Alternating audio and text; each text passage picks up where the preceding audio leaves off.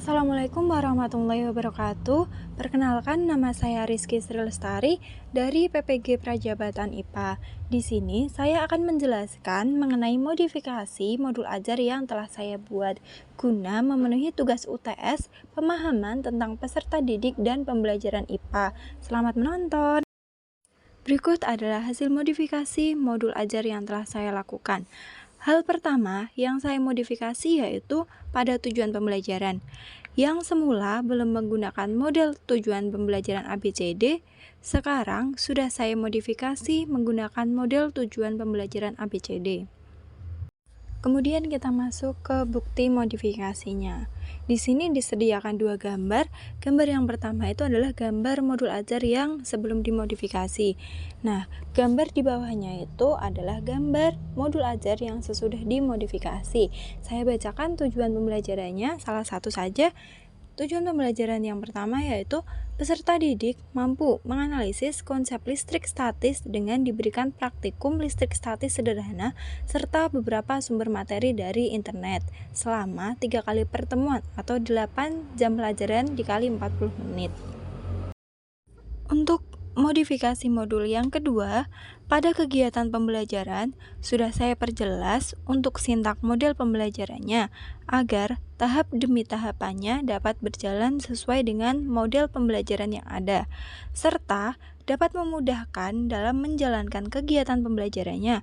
Pada modul yang belum dimodifikasi, sintak model pembelajarannya belum jelas.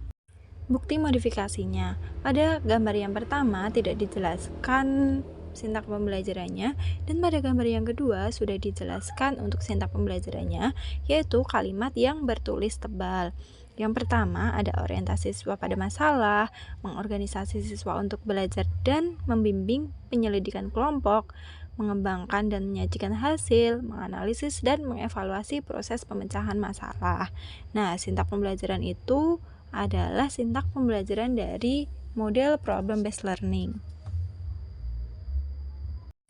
Modifikasi yang ketiga yaitu saya memodifikasi pada pertemuan keempat bagian orientasi siswa pada masalah sudah disertakan pembelajaran berdiferensiasi sesuai dengan minat peserta didik agar memudahkan mereka dalam pembelajaran.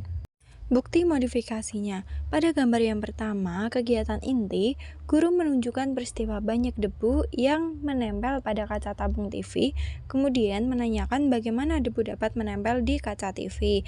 Pada gambar yang kedua, kegiatan inti, guru menunjukkan peristiwa banyak debu yang menempel di rumah melalui web yang berisi berita, video, ataupun juga gambar.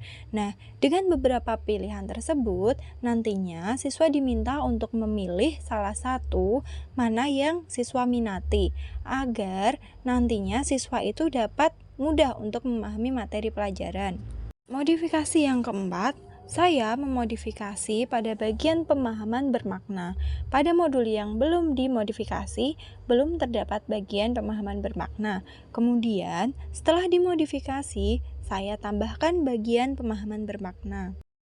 Bukti modifikasinya, pada gambar yang pertama yang belum dimodifikasi tidak ada pemahaman bermaknanya. Kemudian pada gambar yang kedua, poin C, sudah ada pemahaman bermakna, yaitu melalui pembelajaran penerapan listrik statis dalam kehidupan sehari-hari ini, peserta didik diharapkan dapat menerapkan ilmunya tentang penangkal petir agar ketika ada petir tidak tersambar petir.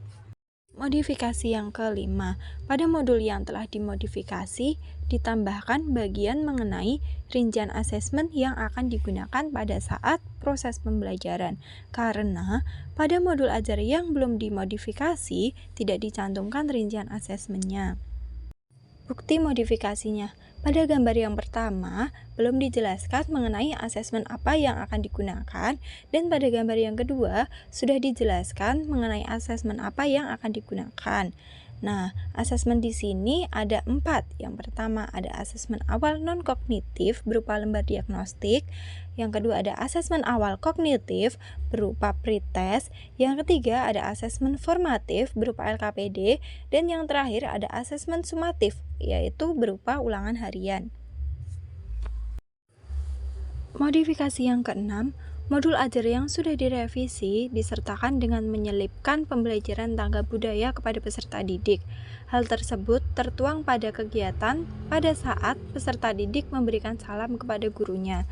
Pemberian salam dari peserta didik pastinya akan berbeda-beda sesuai dengan daerah masing-masing.